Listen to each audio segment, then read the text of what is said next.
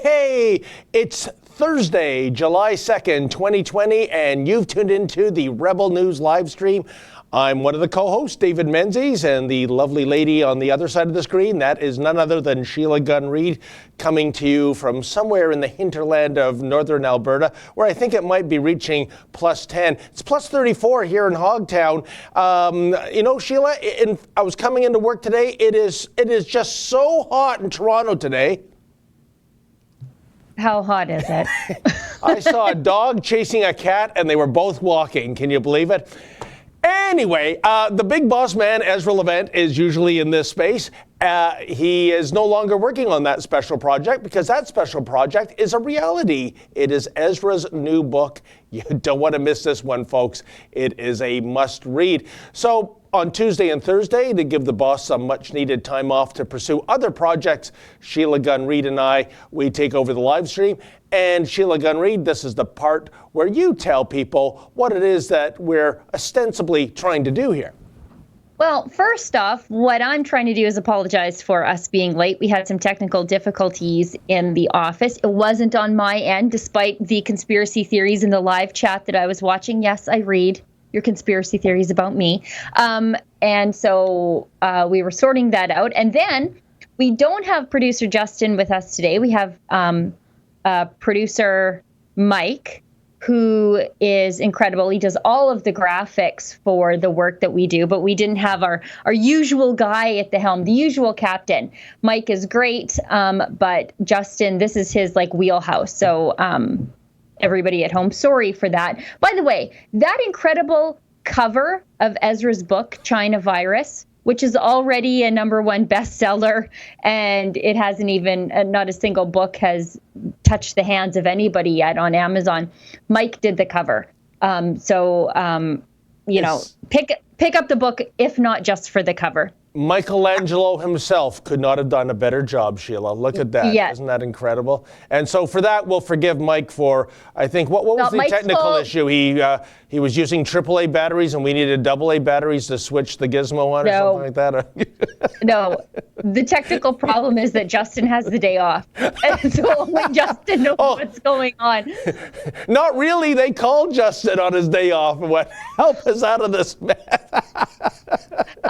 And speaking of technical difficulties, Mike, I know you're listening. I cannot see what's going on the Skype feed, so I'm flying blind, which is fine. If you don't get that sorted out, it's not a catastrophe. But I can't really see what's going on the Skype feed. So David will lead me through everything. But yes, back to the business of what we're doing here. This is the daily live stream. It used to be just on Friday, but unlike the rest of the mainstream media. We're not the mainstream media. Unlike our competitors in the mainstream media, we actually increased our news coverage during the pandemic while they shrunk theirs and attended half an hour long press conferences and called it news in front of Rideau Cottage. And Sheila, if I can just interject here to Sure. show how cowardly the mainstream media is, and that's not an exaggeration, I mean cowardly. A week ago Friday, Desmond Cole, who was a black activist and a failed journalist, was making a speech outside of a Durham Region courthouse involving a charge of police brutality. This is somebody who once was a journalist, who is in the public square, who is making a speech outdoors, and the media, there was intense media coverage of this trial, and he said to the members of the mainstream media, the CBCs, the CTVs, the radio stations, you name it, you are now to turn off all recording devices, including your cell phones, because this speech is not to be recorded. And you know what, Sheila? Yes, sir. We comply.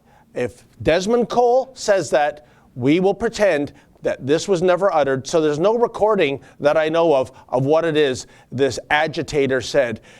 Can you imagine a rebel reporter, if that was you or Kian, myself, Ezra, and some guy in the public square says, I'm going to make a speech now, but I don't want it recorded. And by the way, why don't you want it recorded? That's a real mystery to me. Was it libelous? And could you imagine any of us saying, yes, master, we comply, we bend the knee? What a disgrace. But that is the state of the mainstream media right now in Canada, folks. Yes, and just a side note, again, I still haven't gotten to the business of what we're doing here, and we're 15 minutes into the show. I just had to say that. But I have a side note about that too, because Desmond Cole won a freedom of expression or journalistic freedom award in 2017 from that super useless organization that I belong to just out of pure spite alone, PEN Canada. So I'm a dues paying member of PEN Canada, just so that I can say every time they don't do anything to defend my journalistic freedom, but I'm a dues-paying member. But yeah, Desmond Cole, who told journalists to stop recording, and they did, was given a Journalistic Freedom Award in 2017 from PEN Canada. So that is the sad state of affairs. That's like an extra layer of the sad state of affairs of what's going on in the mainstream media right now. But back to the business. I believe that, Sheila, because I got to editorialize again, because Usra Kagali, the co-founder of Black Lives Matter Toronto, I think we discussed this one. She once put out a tweet that basically said, please, please, please, Allah, prevent me from cussing out killing these white folk here. Never apologized for it, was never taken onto the carpet by Black Lives Matter Toronto to apologize. And several months later, Usra Kagali won the inaugural Pam McConnell I think, Young Woman in Leadership Award, something like this, with the mayor himself, the testicular challenge, John Tory, shaking her hand and giving the award. Welcome to Bizarro World, Sheila. That's all I got to say. I'm going to start my own middle-aged woman in leadership awards, and I'm just going to give them out to the other soccer mom. Again, back to whatever it is that we're doing here.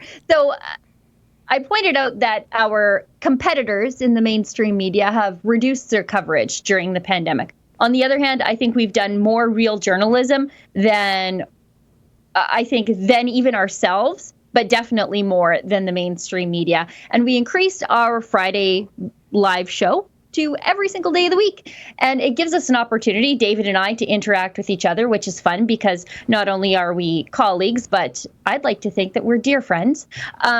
And it also gives our viewers a chance to interact with each other as they're doing in the live chat, which is really fun to watch. I do go back and read, by the way. I read everything. And it also gives you a chance to support us. So you can do what's called a super chat. You can throw some money in the super chat. There's a little dollar sign down there, and that's the way that you do that. And depending on how much you donate, it'll pin your comment or your question or even like your suggested topic to the top of the page. Everybody will see it, but especially David and I will see it, or producer Mike, or producer Justin, who's supposed to be on a day off but is messaging me in a Slack chat right now, sending me super chats that I've already missed. And it's a great way to support us and the work we do here at Rebel News, because we'll never take a penny from the government. How could we ever hold the government to account when we are on their payroll, which is how it is at the CBC and definitely now in the mainstream media. They've all been CBC-ified. You know, and can I say something about that, Sheila? This got some coverage, and the company still hasn't responded to it. But there's a company called Saltwire Networks out in the East Coast. They publish several newspapers, including the St. John's Telegram, the Halifax Chronicle Herald. And they had inserts with Dominion Day coming up where it was a printed facsimile of the maple leaf, our national flag. And on the front pages of those papers, they published something that was akin to, at best, a disclaimer, at worst, an apology. What they printed didn't even make sense, but if I don't have it written out verbatim here, but basically it was, we realize that the Canadian flag doesn't mean the same to all people. And essentially, Sheila, it was a trigger warning. And, you know, there's two things I want to say about that. First of all, if they printed an LGBTQ rainbow flag in one of their editions, because last month, June, was Pride Month, would they on the front page publish a trigger warning that we realize some of you might be offended by the rainbow flag? I would say no, and I would say if they did, they'd be hauled before a Human Rights Commission on the basis of homophobia or transphobia. Yeah. But this same company that is apologizing for the maple leaf flag is accepting media bailout money from Canadian taxpayers. So yeah, this flag, we some editorial knob, there we go, deems it somewhat offensive, but when it comes to your actual real money going into our pockets because our business model is a failure and we need taxpayer welfare, that kind of Canadian paper, that's just Jim Dandy with us. This is the most outrageous example, Sheila, I've seen of wokeness and political correctness demonstrated by the mainstream media. And there you go. There's that. And folks, you got to read it. I read it 4 times. I really don't know what that sentence is, but my interpretation is either a disclaimer or an apology for the Canadian flag.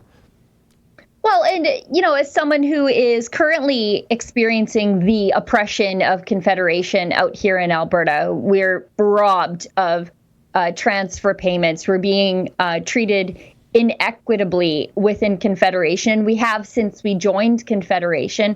Look, if I'm not offended by the Canadian flag, nobody should be.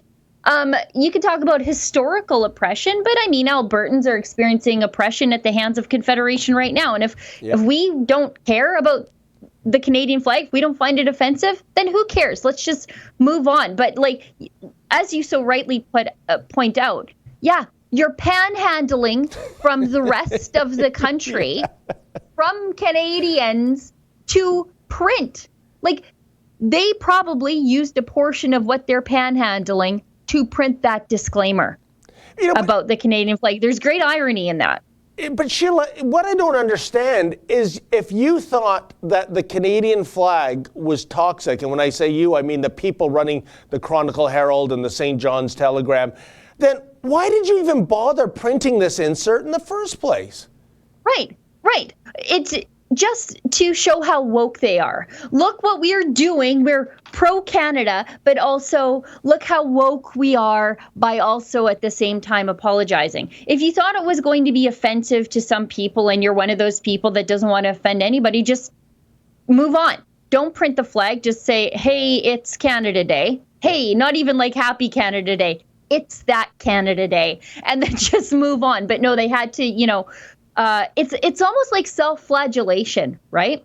It's like this performative wokeness, this performative apology for things you are not even involved in, for offenses you probably haven't even committed. And you know what, Sheila, speaking of Dominion Day, if you don't mind, because a little aside here, I am never going to refer to our national holiday as Canada Day. To me, it's an illegal holiday. And by that, I mean the name of Dominion Day after over a century of our July 1st being celebrated that way. On July 9th, 1982, the last order of business in the House of Commons that was sitting that year, and this was a Liberal initiative when Trudeau Sr. was in power, they changed without any debate whatsoever the name of our holiday, Dominion Day to Canada Day. And here's the thing, maybe you don't care about names of holidays or what have you, but there were 7 members short of a quorum. Back then, 20 was a quorum. There was only 13 in the House of Commons. And to me, this is an alarming thing that what if this was something far more important than just simply a name change, a rebranding of our July 1st holiday? And, I guess it's a rhetorical question because what we saw just several weeks ago, Sheila, was Trudeau Jr. with an order in council eliminating more than 1,500 guns like that. So as they say, like father, like son, right? Who wants to deal with that messy democracy stuff in parliamentary debate? So for that reason, I stick with Dominion Day. And by the way, contrary to popular belief, Dominion has absolutely nothing to do with subservience. It's all about independence. It's quite the opposite. But you know what? It was a little too British, a little too biblical for Pierre Trudeau, and that spelled the demise of Dominion Day. And by the way, I want to say another thing. The name Canada Day, to me, sounds like a Mick holiday. It sounds like something made up. In the U.S., on July 4th, our American cousins, they're going to be celebrating, and I love it, Independence Day. How regal, how beautiful is that? And ours, Canada Day, it's one consonant removed from the name of a brand of ginger ale, Sheila. Yeah, the American holiday is, it speaks to the history of who they are and how they became what they are and what their Constitution holds dear. You know who they are by their holiday that celebrates their birth. And for us, we're just, hey, they're those guys with the red and white flag. Yeah. And, you know. And by the way, I don't know how you celebrated Dominion Day, and if it was noteworthy, please chime in, Sheila. But my cameraman Mocha and I went to the Freedom Rally at Parliament Hill. I don't think we have the footage ready to show yet. I just want to say this. There were thousands of people there, and they were all critical of, there I am with Mr. Bernier. I love Maxime Bernier. He always has time for us, Sheila. As you can see, he's engaged in a civil interview right in front of the House of Commons, and he's unlike, well, say, Peter MacKay, he's not running away. And that was the second takeaway I got from the mass rally on Parliament Hill. As much as the thousands there, who, by the way, all peacefully protest. The only law breaking was somebody setting off a firework, and nobody got hurt or burned or anything like that. But all peaceful protests, very much a feel-good family vibe there. So different from the leftist protests that we go to that just scream vulgarity and profanities at us. But as much as they hate the Trudeau Liberal government, what I found really telling and ominous for whenever our next federal election is, Sheila, when I said to them, who is our champion in the official opposition? It was either a long pregnant pause or a groan, or there is no champion. And I think, Sheila, that spells another majority government for Justin Trudeau, who inexplicably, well, maybe not inexplicably, remember, he's got an entire propaganda arm in the media cheering on his Rideau Cottage sermons every day at 11 a.m. He will form a majority. I really think that. And maybe we have to wait another 4 years. We have to see the Conservative Party burn itself to the ground and reorganize and find what all these people were asking for, a Canadian Donald Trump. Well, yeah, and Justin Trudeau has done two things here. He's bought off the media. Some of them he didn't even have to buy off. They do it for free. But he's bought off the media, and now he's buying off the populace with these CERB payments that are actually hurting the economy, not only just because you're handing out money that we don't have, but because now it's encouraging people to not go back to work. And there's a lot of businesses who are saying that. So whereas in Alberta, we're cutting our tax rate to 8%, one of the lowest in North America, if not the lowest, I think, definitely the lowest in Canada, because we're trying to encourage businesses to move here and people to get back to work. But Justin Trudeau is undermining that work that we're doing to jumpstart our economy and encourage, this blossoming of this stagnant economy, because he continues these CERB payments for people who don't need them. And at the end of the day, I think the real boom in the economy and in hiring is going to be in the CRA, when everybody's getting audited for this. Oh, yeah. Everybody. You're right, Sheila. And we will have to pay the piper. I mean, in a couple of months, this government has spent a decade's worth of revenue. I think there'll be something really bad happening, like a capital gains tax, for example, if you're selling your house. The money's got to come from somewhere. And again, the way this government works is penalize the makers and give to the takers. And one last thing about the Freedom Rally on Parliament Hill, Sheila, there was something in common to these leftist protests that we do cover. I was swarmed several times, but it was with people that love Rebel News. They love our network. They were so full of adulation. And I got to tell you, beautiful woman, this is something I am not used to, asking to be hugged, asking for selfies. And I want to say this, where were you in high school when I sold my comic book collection to buy a used Camaro to get a date? By the way, the Camaro failed to come through on that part. And if I still had that comic book collection today, I'd have a new Ferrari off the lot. So there, I just want to say that to all those women yesterday who were hugging me and asking for selfies. Where were you in 1978? There, that's all I got to say about that. David, I've seen your wife. You've done inexplicably well for yourself. So let's be serious. Everything worked out, and I can't explain it because she's lovely, she's smart, she's gregarious, she's outgoing. She seems lovely. I can't identify something that's wrong with her. Like that she had to trade down, but you did okay for yourself. Let's not worry. Let's not backtrack. We'll talk off air for an hour or two, Sheila. Anyways, we have some super chats. Right I will not listen to you say bad things about that woman. She's clearly a saint. Okay, we've got super chats we got to get to, and then we have some breaking-ish news about Ghislaine Maxwell getting arrested. TMX is. I guess it cleared its very last legal hurdle. So we'll talk about those after, but let's get to these super chats because everybody's been very supportive, and Justin, who's on a day off, is sending them to me. So we've got one from Prairie Rider, gives us $2.79 Canadian, and he says, "Where were you yesterday?" Oh, David was there. Stay tuned. Keep it on the Rebel YouTube page. Make sure you ring the little bell so that you don't miss the notification when David's video of what went down in Ottawa goes live later on today, hopefully. And Sheila, here's the proof. Look at this face. If the freak show was still operating at the CNE, I could be the new lobster boy. I and Mocha were burnt to a cinder. We spent 5 hours under the Ottawa sun on Parliament Hill. So we didn't do a drive-by shoot like the mainstream media, here's 10 seconds. Oh, there was a gathering at Parliament Hill. Weather up next. We went in and we spent hours there talking to these great Canadian patriots. Yeah, Mocha has a little more melanin in his skin than you do. You do. So if he got burned, it was bad out there.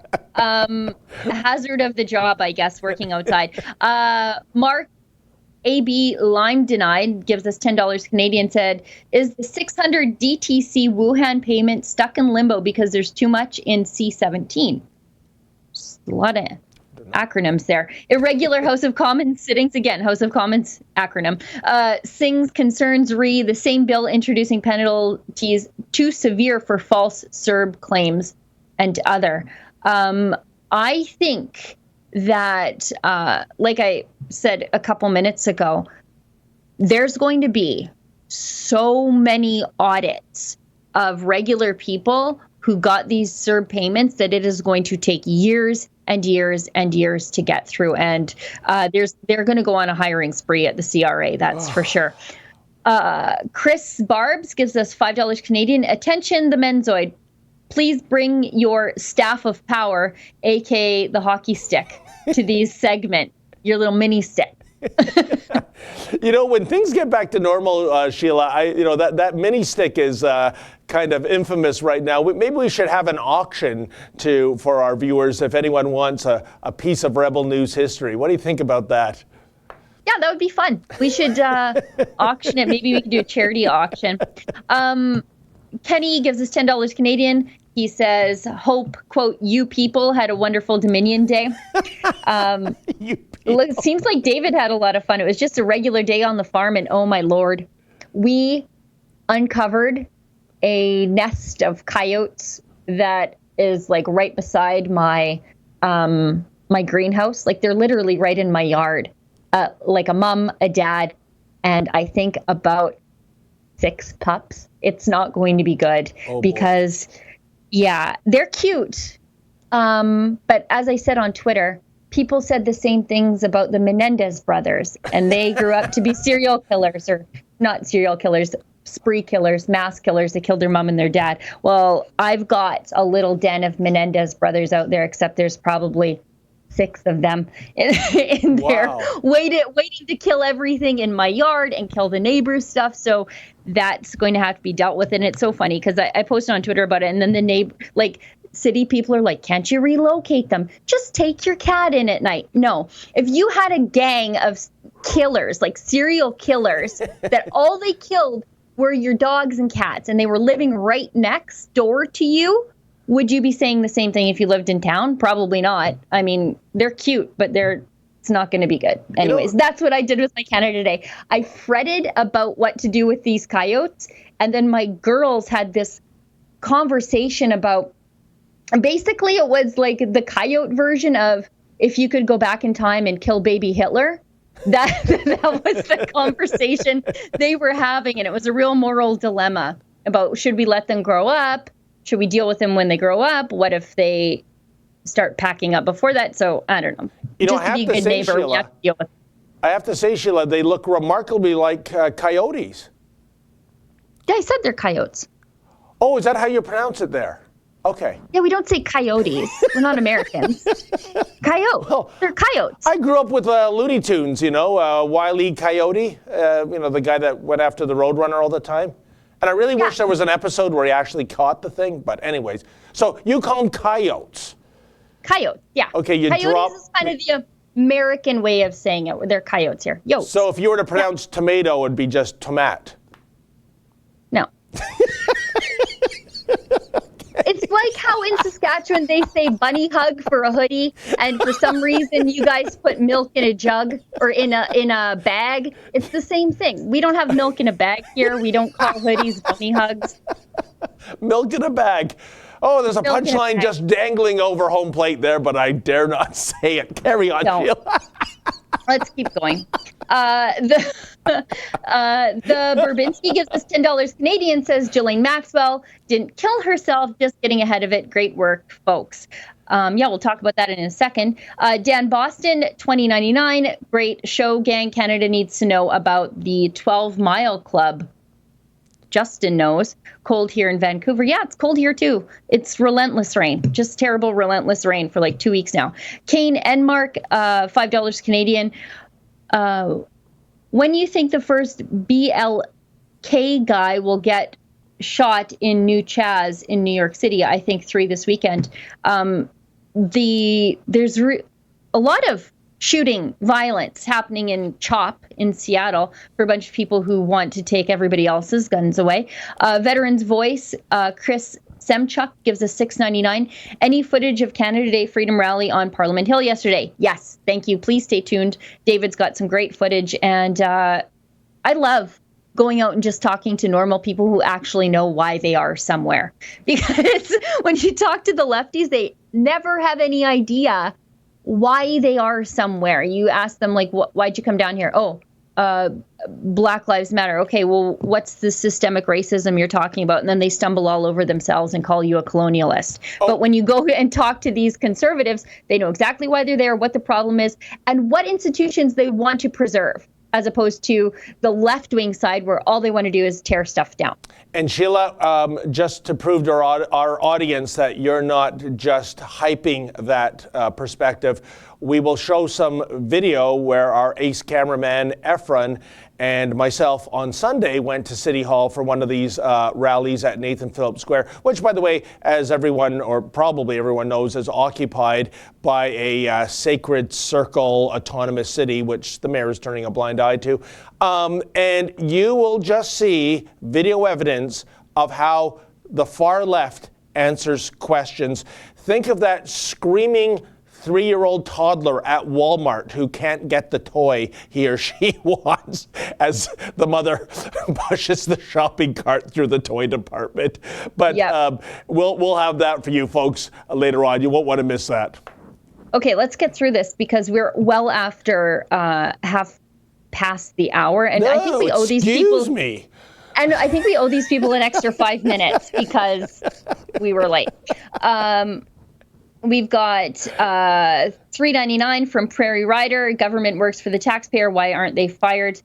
We had a chance to fire them in the fall, and everybody just voted them back in. And when I say everybody, I mean the votes that count in the East, because they were completely wiped out here in the West. Yeah, I think somebody on a breakaway missed an empty net or something like that. Yeah.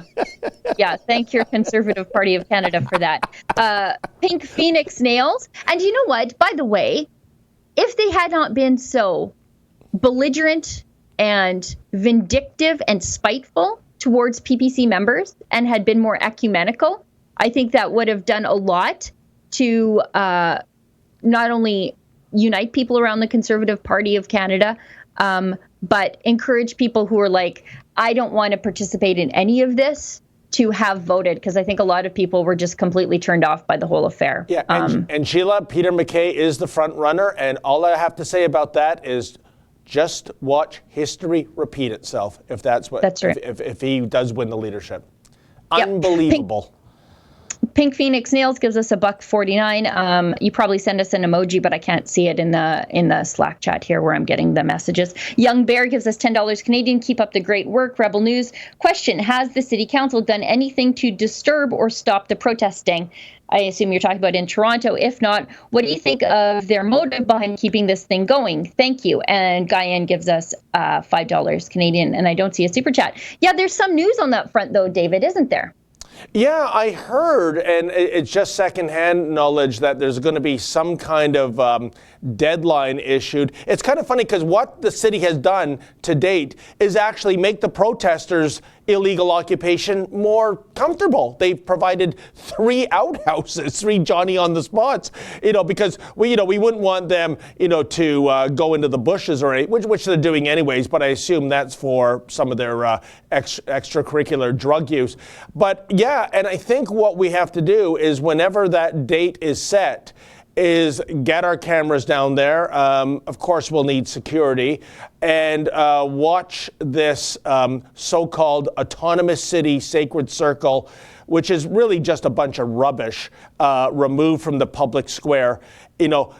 Please, John Tory, for once in your life, grow a set and do the right thing and return the public square to the public. Yeah. We'll see. I think these people are going to not go without a bit of a fight. No, they live for this, Sheila. They want a fight. They want this because they want to show how the police are heavy-handed. Exactly. That's all part of their ploy, right? Like they want to show, look, we're peaceful campers. We're just urban campers, and here come the jackboots to step on our necks. Like that's the image they want, and that is the narrative they are going to get in the mainstream media. And so I think it's important for us to be there, or you to be there. I say us, but it's you, to tell the other side of the story. Well, with that group of violent thugs, Sheila, as they say in the riot police, whack 'em and stack 'em. Yeah, that's right. No one's going to miss them, by the way. We should talk about, as one of our super chatters mentioned, Ghislaine Maxwell was picked up today. I think it was in New Hampshire or somewhere, kind of fancy as far as states go. She's been on the run for a long time. She was Jeffrey Epstein's chief enabler. Yes. And I would compare her to Jeffrey Epstein's Karla Homolka, where she was vital in making it seem safer for these girls who didn't have a clue what was about to happen to them. She was like the trust decoy. Oh, he's not going to be creepy. He's got this nice, educated lady with a British accent and nice clothes around him, and she's being nice to me. Nothing's going to happen to me because she's there. That's sort of the cover that Karla Homolka provided to bait girls into their car before they were murdered by the two of them. That's who she is. I think coming out of all of this, Ghislaine's going to sing like a canary, turn on everybody, and I bet you the Clintons are losing sleep right now. What do you think? You know what, Sheila? First of all, I think it's very profound when you brought up the name Karla Homolka, because this is, as we all know, someone who quite literally got away with murder. Karla Homolka is now living in the Montreal area. She's got a family of her own. She skated, whereas her co-conspirator, Paul Bernardo, is doing life, as in till the end of time, in a penitentiary. But she was equally to blame as he was. So, and also what Karla Homolka did, and what this woman might do too, Sheila, is play the victim card. You don't understand. I had to go along, or else Jeffrey Epstein and his henchmen, they were going to do terrible things to me, even kill me. So you see, I'm a victim too. And that's what I'm predicting when she's on the stand, that she'll play that card. And who knows, she might just get away with it, Sheila. Well, I think she's basically Jeffrey Epstein's walking little black book. Yep. She was the reason that he was able to get connected to all these powerful people. She, because of her father, who was, I think he was a publisher actually in the UK, if I'm remembering correctly, and suspected Mossad spy or intelligence of some kind. But, you know, she was basically part of the world's elite. She's connected to a lot of very elite people, money, access to basically anything and everyone. And I think actually she might have been the one that connected Epstein to Prince Andrew. Well, and so there's a lot that she knows. And I think if they lean on her pretty hard, I don't think she wants to go to jail. So I imagine she's going to sing and sing and sing. But, you know, Sheila, you mentioned a little earlier about the Clintons losing sleep. But, you know, the Clintons are very, very lucky people. It seems that anyone who has dirt on them has a tragic accident or commits suicide. They never get a chance to sing. I can't believe their luck. I'm not suggesting any, you know, nefarious doings by the Clintons, but it's just, I mean, you know, the odds of all their enemies meeting an end like that, well, let's put it this way. It would make even the most reckless gambler cringe, wouldn't it? Yeah, it's weird how life just always works out that way for the Clintons, doesn't it? And the ones that don't drop dead, they just stay silent after these little meetings on the street with Hillary Clinton. They just shut their mouths and never say a word. So God only knows what she's doing to these people. Boy, the United States, you dodged a bullet when you didn't elect that miserable old crooked crone, didn't you? And in other legal news, on other legal news, good news for once, the Trans Mountain Pipeline cleared sounds like it could be its last legal hurdle to construction. And, well, that's good because construction's already underway, at least on the eastern side of the project. So the it's not Kinder Morgan anymore. It's owned by the taxpayer. It used to be the Kinder Morgan Trans Mountain Pipeline. It goes from Edmonton to Burnaby. It's a twinning of an existing project from 1953. So this thing's been in operation for a long time. But to twin it, you're actually going to triple the barrels of oil that are going to go in it. So it's going to go from like 300,000 barrels a day all the way up to 900,000 by twinning it. It's going to get twinned in the existing easement. So it's not going to take up any more land, or they're not going to have to expropriate anything to build this. Anything that wasn't already in the works. And the Supreme Court of Canada has struck down, or they've refused to hear an appeal of a prior federal court of appeal decision from February to stop the pipeline. And there was some Indigenous groups that said that they wanted the Supreme Court of Canada to hear this appeal, and the Supreme Court of Canada has said, no, we're just not going to hear it. So that's a rare decision from the federal court that seems to go in our favor, because the courts are often more activist than they are judicial, it would seem. So Trans Mountain has won in the court of law. Sheila, here's my question for you. What is the over-under date for how soon there'll be a Black Indigenous tent city erected on the route of Trans Mountain to basically nullify or try to nullify the court's decision? I'm sure that's almost inevitable, isn't it? Well, I'm checking my watch, and it's 10:46 here out in God's country, which means it's 9:46 out on the West Coast. So a couple of hours for those people to get up and get out of their marijuana fog and get a taco into them before they head down to the protest. So I don't know, maybe 2, 3 o'clock in the afternoon. Oh, that's Pacific soon. time. Oh, yeah. No, they'll be out there protesting. And I imagine Kian and I or one of us will be headed out to Burnaby Mountain again this summer, because I suspect those Black Indigenous water keepers, or whatever these people are calling themselves today, are going to be sleeping in the ditch on Burnaby Mountain underneath the power lines with their sacred fire of garbage in a burning barrel pretty darn soon. Oh, yes, the sacred garbage fire. A lot of that happening in Toronto these days, too. Yes, they're throw another sacred pallet on the fire. And David, what else did we have to talk about? We have one super chat here, and for everybody who's curious about what a super chat is, it's a way to support the work that we do here at Rebel News completely willingly. You can just throw it in on the little dollar sign there at the bottom of the YouTube live chat, and it'll pin your comment to the top, and we'll read it, we'll see it, and maybe it's a topic you want us to discuss. But yeah, it's a great way to support us. YouTube takes a little, and we get the bulk of it. And there's an ongoing rivalry here at Rebel News between Ezra, who hosts Monday, Wednesday, Friday, and David and I, who host Tuesday and Thursday, about who the public seems to love more. And lately, it's Ezra, and it's going to his head. Well, it's going to his head, and I'm taking it personally a little bit. Well, you know what, Sheila? It's like the Edmonton Oilers in the 1980s. Maybe you and I are Mark Messier and Paul Coffey, but Ezra, he's the great one. He's number 99, and what can I say? I'm as good as Coffey and Messier were. They were just one notch below Gretzky. I'm more of a Dave Semenko, I like to think. Anyway. You cement head.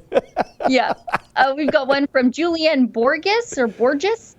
$5 Canadian. Familiar with the biblical book of Revelation? Yes. Could these be the end time? Probably. It's just generally good advice to just try to stay right with Jesus, because it feels like every day is the end times. But anyways, the new religion is clearly intersectionality. Yeah. Or environmentalism. And it's in our government. Mario Milinovsky gives us $2 Canadian. Canada needs detailed house cleaning. Amen. Pink Phoenix Nails gives us $2 Canadian, says Rebel News. Kane Enmark. Kian, I'm sorry, but Kane's mine now. He sent us $2 Canadian, says Sheila is the best ever. And there's lots of exclamation points, so I absolutely know Kane really means it. Seems very sincere. And Chancelot, I don't see, it's Chancelot the something, but I can't see it in the way that it was sent to me. Gives us $20 Canadian with a super cute emoji that says number 1. And now I'm all cut up on the super chats. Thank you very much, everybody. Well, Sheila, we teased earlier that we had some footage that's a stark contrast to the basically good vibrations family affair at Parliament Hill yesterday, the Freedom Rally, where everybody was so eloquent. And you know what? It was even, if you even had people come up and disagree with them, no one was going to lose their mind and start dropping F-bombs and get physical. Yeah. You might have a feisty discussion, but that's about it. And that's the way it should be. Now we're going to show you the 180-degree version of what happened on Parliament Hill. This is City Hall last Sunday when Efren and I went to cover, I think it was another group joining the Black Indigenous Sacred Circle group. No pride in policing. Basically, some people that wrap themselves in the rainbow flag that don't want any policing, not a defunding of policing. They want policing abolished. Kind of funny that, Sheila, you know, over the decades, we've always heard about gay bashing, which is egregious and unacceptable. How would these people in that community, what would they do if they were being targeted for their sexual orientation? Also, there's a big clamor, and I agree with this, by the way. I think on both sides of the political spectrum, we need more. We need the police forces to have body cams, which takes away the whole he said, she said. And by the way, Sheila, very notable thing about body cams by those police forces that have used it.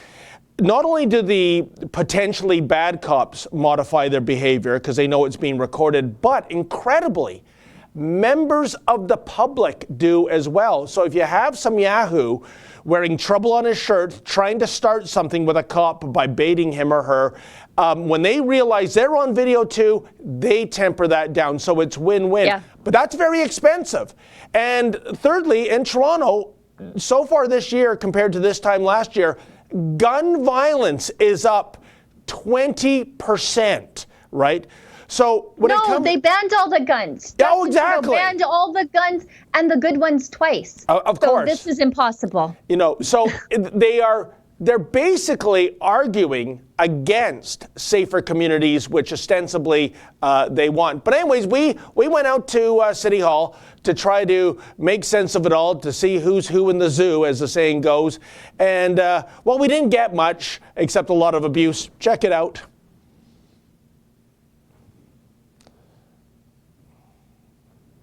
There's a 100% chance of violence, in my opinion, and I do not want to subject. This is another tactic.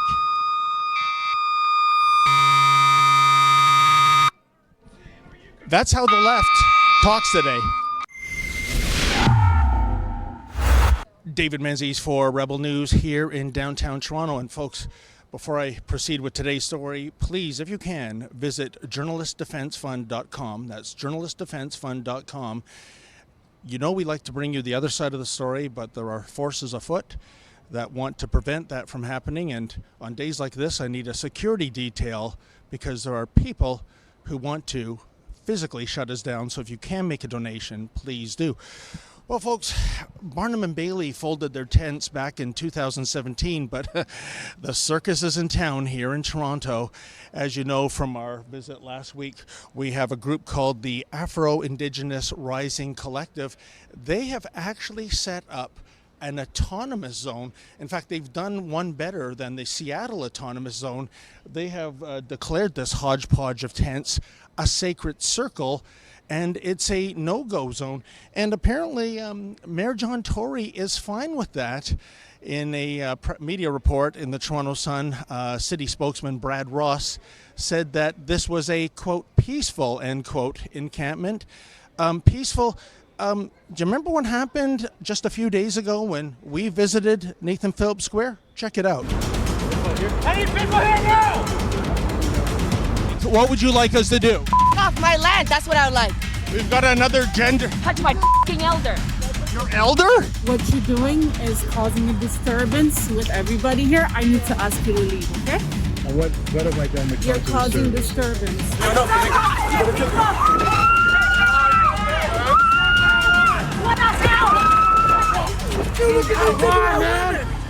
Come on! Oh, indeed, love is in the air, as well as a few fists. But now another group is meeting up here at Nathan Phillips Square. It is called No Pride in Policing Coalition. They too want policing abolished, much like this group. But in the meantime, they'll settle for the police merely being disarmed. And get this, the guest speaker is none other than Desmond Cole. He's an activist and a failed journalist. He was at an event just on Friday in Durham region commenting on a trial that was taking place, and he instructed outdoors in the public square for members of the media to turn off all their recording devices. And you know what happened, folks? They complied. The mainstream media bent the knee, just as John Tory here has bent the knee as well. In any event, we normally like to go into the heart of the matter. We like to find out who's who in the zoo. But if you can imagine, our security detail has told us this is as far as we can go. And who told our security detail that? The Toronto Police Service. They said that based on the events of last week, we are not to go any further than this line here at Nathan Phillips Square, even though that is the public square. So our constitutional rights, our right to freedom of the press, freedom of expression, freedom of assembly, are being eclipsed because, well, I guess John Tory has told the police, don't get your hands dirty, just let everything go. Let's see what happens. I think they're about to get going. You can expect the usual rhetoric, white supremacy, racism, systemic institutional racism in the police services, et cetera, et cetera. But if we can get anyone on camera, we will try to see if they can make sense of it all, at least to us. Hi, sir. Just wondering what brings you out to this gathering today? No, thank you. Okay, then. All right. That's kind of par for the course. Hey, guys. What brings you out here today?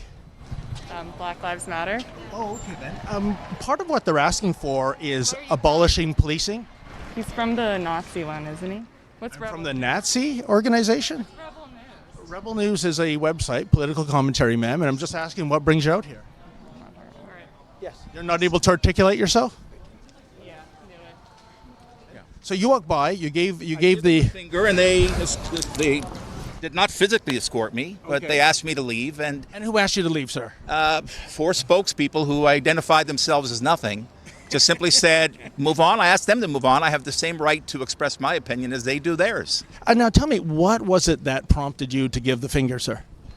At the moment they yelled, defund the police, I felt great insult and great sadness. I mean, it's insulting beyond belief. These people are Marxists, they're communists, and they're defacing the city.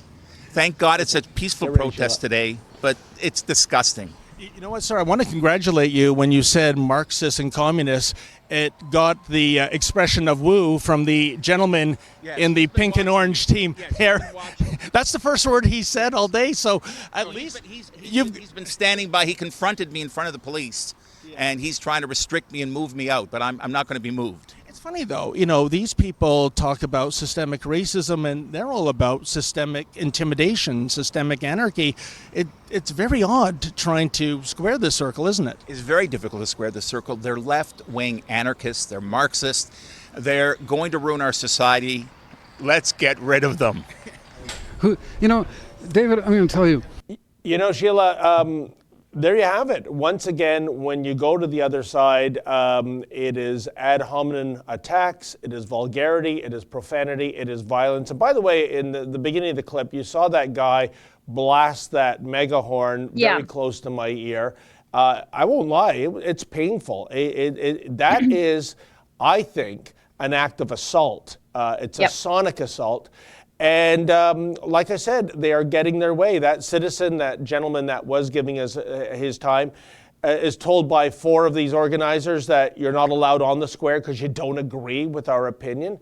And this is the seat of City Hall. This is the barbarians have descended upon the castle, and King John Tory has taken the knee, even though he has all the king's men and all the king's horses.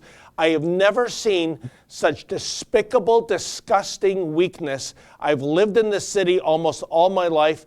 Nathan Phillips Square was a place you could bring a family, you could bring children, you could have a picnic there if you so wanted to. You wouldn't do that now. There are too many anarchists and Marxists and outright drug abusers and mental patients that have taken over that square. And the mayor thinks what? This is our version of the Summer of Love? It is grotesque, Sheila.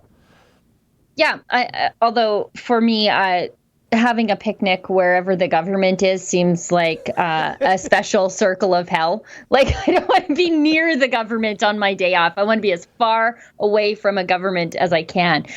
We've got to get through these super chats because it's already the top of the hour. Okay, thank you, Sheila. Yes. We've got Go BIIL.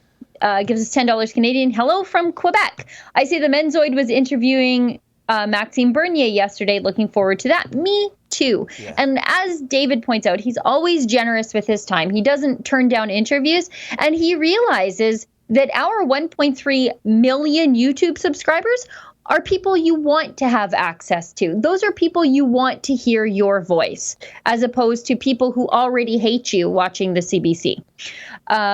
We've got a super chat from Robert Williamson, gives us $2 Canadian. Get leftist, Marxist propagandists out of schools. We'd have to do a mass firing of teachers then, wouldn't we? And their union heads, Sheila. And their union heads. Yeah. And then the good teachers, they're too scared of all the crazy people around them to speak up sometimes. So it comes down to just, I guess, interrogating your kids almost every day about what they learned at school and being a very involved parent so you can sort of undo some of that. We've got $5 from Patricia Maskey. Oh, Patricia, I'm so sorry. But you probably just gave us $5 so that you could hear me mispronounce your name, as I do every single day. Bob gives us $2.79. David and Sheila are on fire today. Thanks, Rebel. Oh, thank you very much. Patricia Patricia, $2. David, get yourself some sun. Patricia gives us $2, and there's no super chat, but again, probably just to hear me struggle with your name. Derek G gives us $2. Says, David, get yourself some sunscreen. Yeah, where's the hat? Bring the hat back, David. Maybe I will bring the hat back. I don't like that greasy kid stuff on my face and in my hair and all that, Sheila. Get a cowboy hat, a sombrero. Yeah, somebody send me an authentic Albertan cowboy hat, and I'll wear it. No problem. I'll go to the farm supply store after I get my work done today. You're getting a special PV Mart straw hat in the mail, sent with love by the Gunn family. Do I have to say things like y'all and coyote? No. You can say coyote out there. That's the proper way y'all. to say it. That's coyote's the proper way to say it. You can call your gross little urban coyotes, but the ones that like eat your sheep, they're coyotes. Okay. I'd like a tomato on my ham sandwich, y'all. Yeah, and we'll give you a side of shut up. With your ham sandwich. I feel like I'm at home right now. See, that's why I like her. Okay, we've got to get through these. We're way past the time to go. We've got one from Blurry Face, gives us $10 Canadian. Rebel News is real news. Hope my $10 helps independent journalism thrive in Canada. God knows we need it. Thank you very much, and it definitely will. You know, we really stretch a dollar around here. It's remarkable, actually, how cheap we are. Austin Ketch gives us $5 Canadian. We don't need 150 characters to prove that communism is wrong. And then, like our other Proud Boy regular viewer, he wisely plugs himself by saying Proud Boys YEG. So that's Proud Boys Edmonton. So Proud Boys YEG, YEG at gmail.com. Very clever. Speaking of stretching your marketing dollars right there. Julian Borges gives us $5 Canadian. Why do people claim Israel has no right to exist? Do they have ties to their going back to Judea? Don't they have ties to their going back to Judea before Roman takeover? Yeah. Are they supported unduly? No. It's a little beacon of freedom and democracy surrounded by people who want to squash it. And Sheila, how odd is it? And I'll just direct our viewers to go to the video that went up a few days ago, my return visit to Food Benders. It's kind of like the unofficial eatery for Antifa in Toronto. They made news because she had put up a sidewalk sandwich board saying F I'm the a language police. learner. And she got so much negative blowback that she allegedly called the police for help, but not before blaming the police. But the newest sandwich board says, if you can believe it, defund Israel. How do you defund Israel, Sheila? Do you make it more like Venezuela? So this kind of insanity, this kind of hatred, it is actually normalized by things like Food Benders here in Hogtown. But anyways, by the way, do you know the one place in the Middle East that you can be an unwashed, unshaven, intersectional feminist? Yep. It's not in Gaza. It's in Israel. That's so right. These people, I mean, they're cheering for their enemies. It's like turkeys for Thanksgiving. Robert Williamson gives us $3 Canadian. Get leftist Marxist propagandists out of school. Yeah, I think we already took that one. Austin Ketch, $5 Canadian. Protecting people like Ezra's right to speak freely since 2016. And again, plug for Proud Boys. Proud Boys YEG at gmail.com. Derek G gives us $5 Canadian. I heard PET had an opportunity to end the Indian status and have First Nations people turn regular Canadian citizens, but he backed off. Yeah, you want to talk about real race-based laws? Look at the Indian Act. We've got a super chat from Me C, gives us 99 cents Canadian. Very generous. Thank you very much. And smiley face with sunglasses emoji. Patricia Mashy, $2 Canadian. You got it right, Sheila. It was worth it. LOL. Which time did I get it right? Because I say it differently every single time. You might have to point that out. I say it two different ways just to make sure I've got all the bases covered. Captain Picard, probably not the real one, though. $5 Canadian. Keep up the great work, you guys. Bring back the hat. See, yeah. get an urban sombrero. Robert Williamson, $2 Canadian. Marxists in the schools, problem will only grow. Yes, exactly. They're just trying to turn your kids into little Marxists too. And I think we're all caught up, and we've made up for the 5 minutes that we stole from people on the front end of the show. Wasn't Captain Picard the best captain ever in the Star Trek? I know it's between him and Kirk, but... I'm a Kirk fan. I love the overacting. Yeah. You want to talk? How about this? From yesterday's Enterprise, here's Captain Picard's speech for the crew. Attention all hands. As you know, we could outrun the Klingon vessels, but we must remain until the Enterprise C enters the rift. And we must be successful so that history never forgets the name. Enterprise. Picard out. Thank you. Thank you. That's Thank fine. you. Anyways, I'm getting yelled at now. We have to wrap this. Yeah. So anyways, folks, on the behalf of Sheila Gunn-Reid and myself, David Menzies, thank you so much for tuning in. A super special thank you for all those who contributed to the Super Chats. We really and truly appreciate it. And we will see you again in this space at 12 noon Eastern on Tuesday. Can't wait. Stay safe and have a great weekend, folks.